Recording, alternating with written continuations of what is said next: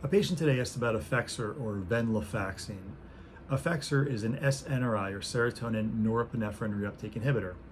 And so what it does is it makes both serotonin and norepinephrine more available in the space between your nerve cells, your neurons, by preventing the reuptake of that serotonin or norepinephrine into the neuron from which it came out of. So you have a nerve cell that can secrete serotonin or norepinephrine.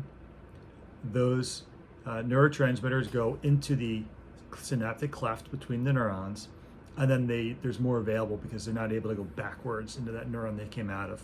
But anyway, SNRIs treat various conditions, including major depressive disorder and depressive disorders, anxiety disorders like generalized anxiety disorder and panic disorder, and others. Effexor or venlafaxine can be a very effective medication, but one of the things to note is that because it has a pretty short half-life, Effexor tends to be one of the SSRIs or SNRIs that has the most propensity for withdrawal symptoms. And so if an individual has had significant withdrawal, if they miss a dose of a medication that's an SSRI or an SNRI, then I'm probably going to want to avoid Effexor, or at least try to figure out a way that they can be very diligent about taking the medication very consistently to avoid any withdrawal symptoms. SNRIs do also have an additional risk for increasing blood pressure for patients that SSRIs don't have. With that being said, you tend to not see an increase in someone's blood pressure that's clinically significant on these medications until you get to the very high end of doses or even higher. So some of the studies done on blood pressure and changes in blood pressure with SNRIs were done at doses that were even higher than what they're FDA approved to be at.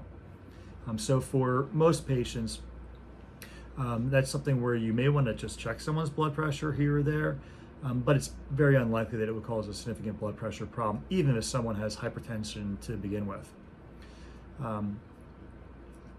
These medications also can cause a little bit of upset stomach, headache, cause someone to feel a little bit off or woozy or just a little bit different when they first start them or when they increase the dose.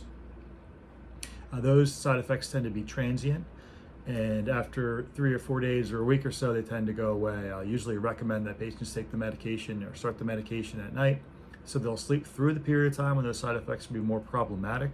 And then as their body adjusts to that medication or that dose, then I recommend that they take it whatever time is most convenient for them to decrease the risk that they will be inconsistent with it. So if they say, I'm best at remembering to take it first thing every morning, then switch it to take it every morning.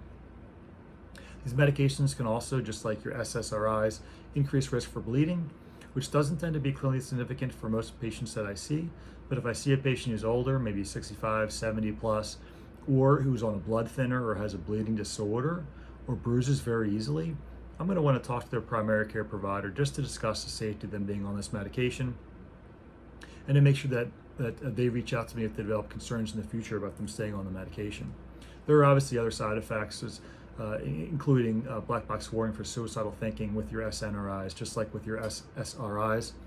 With that being said, untreated depression is your leading cause for suicide or reason for suicide. And so it's incredibly important that if someone has suicidal thoughts or someone is depressed, that they seek out treatment and then discuss what those options are, whether they be medication management, psychotherapy, or otherwise. And if at any course, while someone is not in treatment or on a medication or not on a medication, they develop suicidal thoughts, that they get immediate attention. Go to the ER, call 911, have someone be with you, make sure that you stay safe. If you believe this video pertained to you in any way, please do not hesitate to reach out to a mental health professional directly to set up a visit. These videos are informative only and not to be meant to be medical advice for anyone.